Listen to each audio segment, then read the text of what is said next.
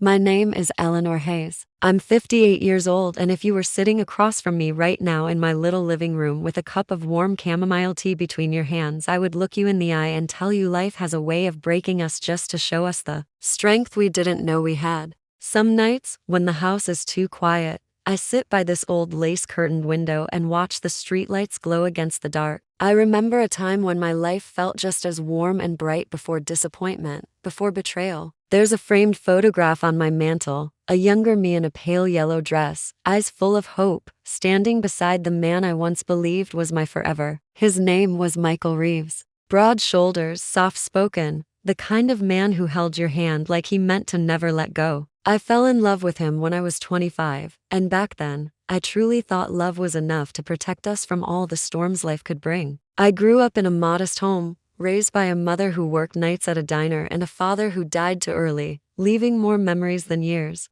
Mama used to say, "Baby, love carefully. Hearts bruise easy." I laughed then, thinking heartbreak was something that happened in movies, not real kitchens with real coffee mugs and real tears. But life educates gently at first, then all at once. When I met Michael, I felt like the world finally made sense. He had this way of looking at me, as if he could see every dream I carried inside me, my desire to travel, to paint, to live a life bigger than the tiny town that raised me. He'd brush a strand of hair behind my ear and whisper, "One day, Ellie, we'll see the world together," and I believed him. Oh, how deeply I believed him. We married in autumn, leaves golden red like the world was celebrating us. We built a little home, nothing grand, but filled with Sunday pancakes, soft music, and whispered promises under warm blankets. We weren't rich, but I carried happiness like a second heartbeat. We planned a future, saved pennies in jars, dreamed of children whose names we'd repeat with pride. But dreams are fragile things. I remember the first crack in our perfect world. It wasn't a loud moment. It never is. It arrived quietly, a late night here, a forgotten kiss there, excuses that didn't quite touch the truth. He started traveling more for work. At first, I told myself it was ambition, dedication, responsibility. After all, I worked 2 long evenings at the library, helping teenagers find books that would take them somewhere far, somewhere freeing. We were just busy, I thought, just tired. But the space between us grew like a silent wall. And I tried everything. Cooking his favorite meals, wearing the perfume he once said smelled like summer rain, waiting up even when my eyelids begged for sleep. Love makes fools of us before it teaches us wisdom. Then came the night everything changed. It was winter, snow falling soft as feathers. I'd made stew, his favorite, and lit a candle on the table like we were newlyweds again. I was excited, even nervous, as if love could be restarted with enough tenderness. His car pulled in.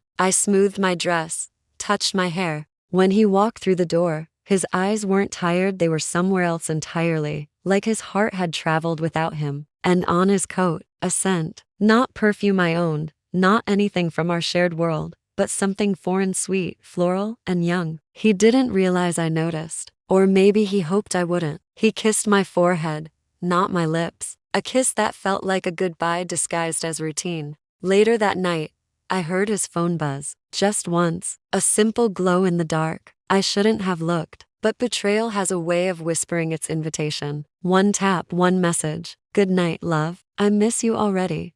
The world didn't break loudly. It cracked like thin ice, quiet, sharp, merciless. I didn't scream. I didn't throw anything. I simply sat there, holding the phone, feeling the weight of reality settle into my bones. When he emerged from the bathroom, I handed him the phone with steady hands. "How long?" I whispered, voice barely breath, but heavy with every year we shared. He didn't lie. That almost hurt more. He just closed his eyes, shoulders sinking under the truth. "I didn't mean for it to happen," he murmured. "I'm sorry, Ellie. Sorry." Such a small word to bury a lifetime. I wish I could tell you I left that night. I wish I could say I walked away with dignity high and tears held back. But life isn't a clean line. I stayed. Not because I was weak, though I felt weak, but because love lingers like perfume on a coat, long after the woman who wore it is gone. For months, I tried to fix what was already ashes. But healing cannot exist where truth is denied. Eventually,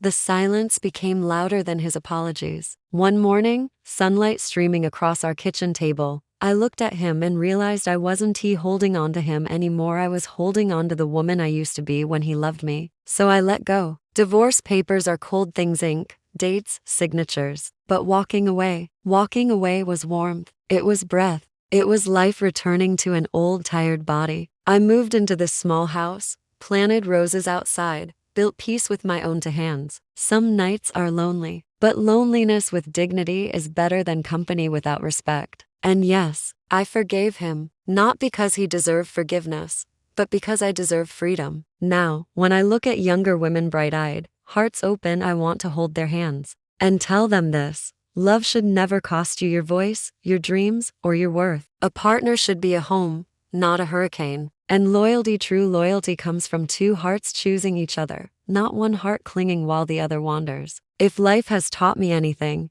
it's this: trust your instincts, protect your spirit, and never apologize for choosing yourself. One day, someone will love you with honesty, not convenience. And until then, love yourself fiercely. You are not alone. You are not broken. You are simply becoming who you were meant to be. Now drink your tea, breathe deep, and remember, heartbreak doesn't end your story. Sometimes it's where a stronger chapter begins.